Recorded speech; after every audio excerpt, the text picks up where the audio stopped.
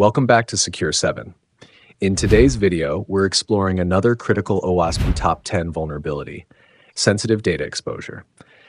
Every day, organizations handle personal data like passwords, financial information, and health records. But what happens when this data is not properly protected? It becomes a goldmine for attackers. In this session, we'll break down what sensitive data exposure is, real-world examples, how attackers exploit it, and how you can prevent it.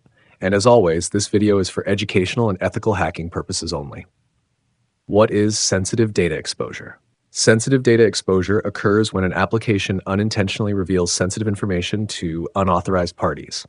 This usually happens because of poor or missing encryption, weak security practices, or misconfigurations. Imagine you're logging into a website that doesn't use HTTPS. Your username and password travel over the network in plain text. If someone intercepts that traffic using a tool like Wireshark, they can see your credentials instantly. That's sensitive data exposure, and it's surprisingly common. Why it's dangerous. Why should you care? Because exposed sensitive data leads to account takeovers, identity theft, credit card fraud, large-scale data breaches that damage brand trust and cost millions. In fact, many breaches you've heard of in the news started with this simple issue. Real-world examples. Let's look at some examples. In 2013, Yahoo suffered a breach that exposed over 3 billion user accounts. Weak hashing and poor security practices contributed to this. In 2017, Equifax leaked personal information of 147 million people due to an unpatched web server and unencrypted sensitive data. These cases prove that even big companies are vulnerable when proper data protection isn't enforced. Demo concept: how exposure happens. Now let's walk through a simplified demo concept. Picture a login page using plain HTTP. A user enters credentials. An attacker on the same network runs a packet sniffer like Wireshark. Because there's no encryption, the attacker sees the username and password in clear text.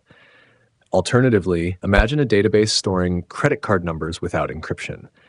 If an attacker gains read access through an injection vulnerability, they get all the data in plain text. This is why encryption at rest and in transit is critical.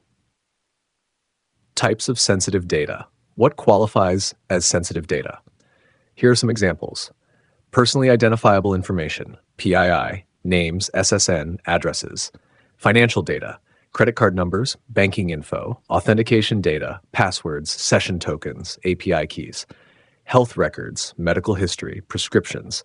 If attackers get this data, they can commit fraud or sell it on the dark web. How attackers exploit it. Sensitive data exposure can happen in many ways. Applications using outdated or weak encryption like MD5 or SHA-1, not forcing HTTPS, allowing man-in-the-middle attacks, leaving cloud storage buckets publicly accessible, improper access control where anyone can download backups or logs. Attackers actively scan for such weaknesses. Automated tools make it easy to find unprotected data sources. How to prevent sensitive data exposure. Now let's talk prevention.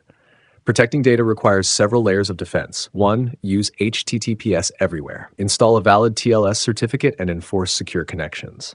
2. Encrypt sensitive data at rest and in transit. Use strong, up-to-date algorithms like AES 256 for storage and TLS 1.3 for transmission. 3. Avoid storing unnecessary data. If you don't need it, don't keep it.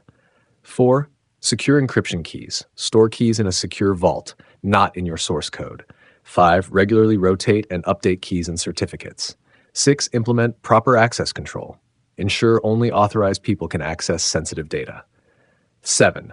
Scan and monitor for exposure. Use tools to detect misconfigurations and leaks early. Following these best practices drastically reduces your risk. To summarize, sensitive data exposure happens when organizations fail to protect critical data properly. Attackers exploit this to steal identities, commit fraud, or sell data. The good news, with proper encryption, secure configurations, and data hygiene, you can prevent most of these risks.